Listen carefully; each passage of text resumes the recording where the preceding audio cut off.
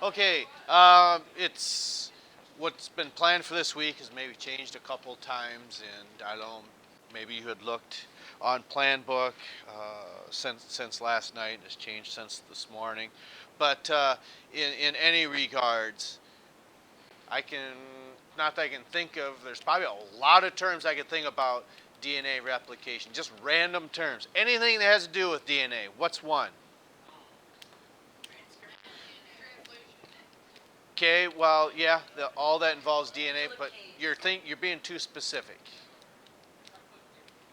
Well, yeah, that's the process, but anything involved in that, anything involved in DNA in general, you're too far down the road. That's proteins, thymine, yes, cytosine. So all those are examples of what? All those are examples of what?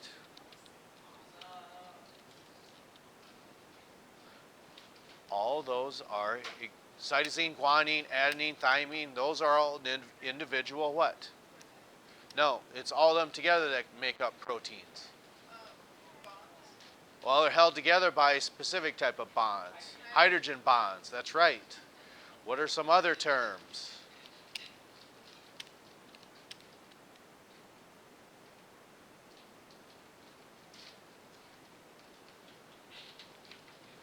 All right, I guess trying to help you out, but if we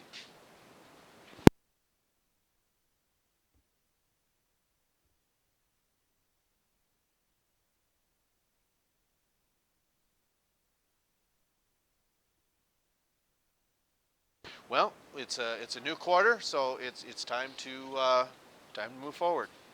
Okay.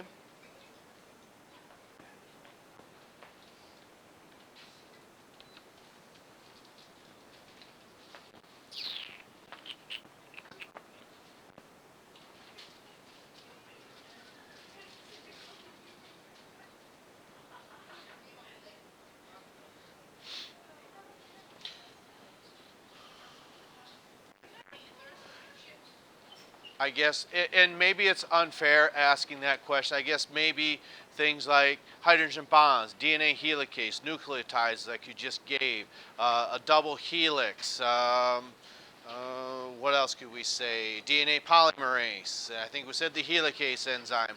Those are all terms related to that of DNA. Now, what has to happen before replication can take place?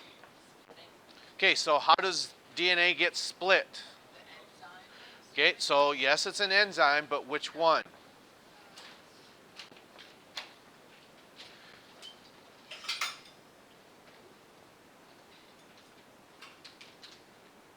Okay, it's the helicase enzyme that does that. Once the replication fork, if you want to call it that, or in very vague terms, like we said, a ladder or the jaws of an alligator, once they open up, well then it's that DNA helicase that breaks that apart. Where are these nucleotides found? That start pairing themselves together.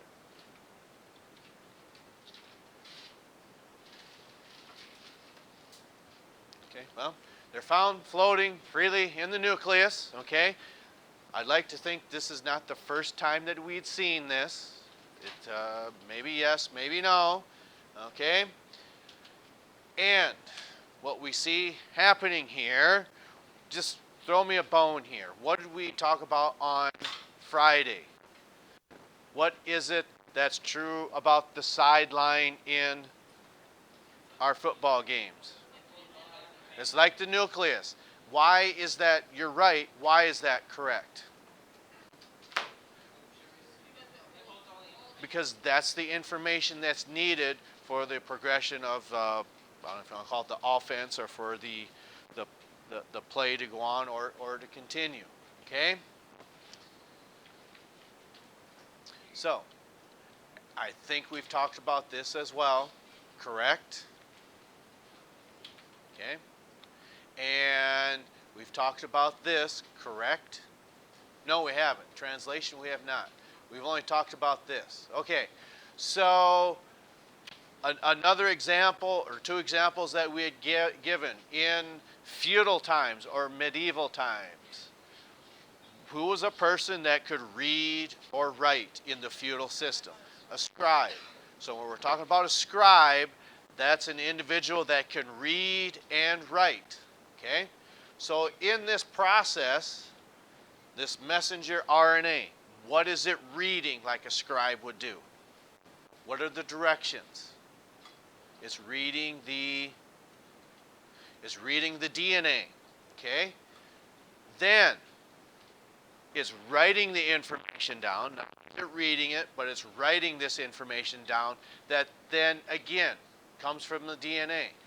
What is a template? What did we discuss that a template is?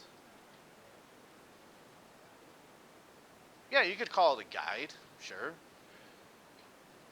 In other words, it's something that you could use to replicate, get the same product over and over and over again. And I think we had given this as an example up here, the framing around this board, correct? Or this whiteboard? I remember, is that, I see one person, we did talk about that. Okay. So, as we move forward then, after something is read,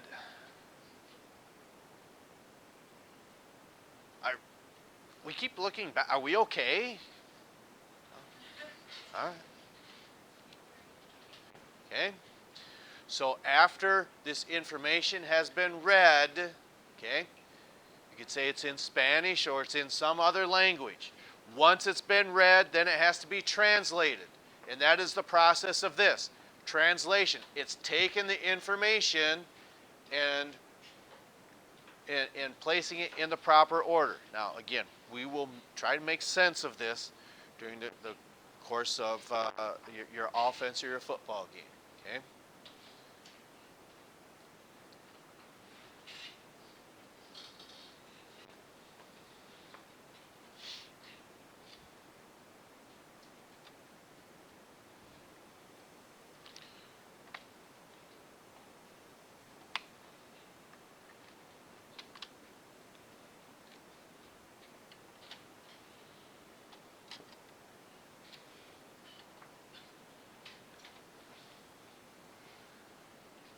Okay, so if something is synthesized, what does that possibly mean? In your estimation, what does it mean if something is synthesized? It's what? It can be. I think I heard someone say something better. Yeah, it's something that's made. Sometimes it has to be broken down before it can be made. That's true. So if your plants go through the synthesis process, certain laws in this state are trying to say, let's legalize a specific type of cannabis. And it's hemp, that's right. So if you synthesize that hemp, means you're making a specific product to be legalized in that sense. So again, it's something that's made. In this case, we're making proteins, and it's a long process that we want to make sure we get this information correct.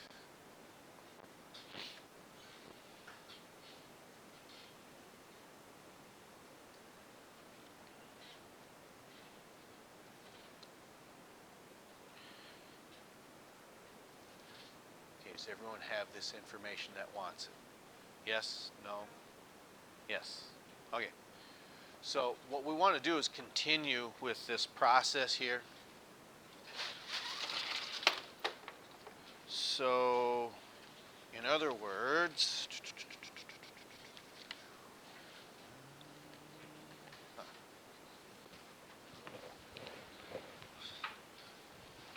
what can you tell me about this information? It's telling you which one's DNA and which one's RNA, but if that was not up there, how do we know that's... Well, let me put something in quick, hopefully make it a little more sense. Okay, what I mean by that is if we start putting information like this,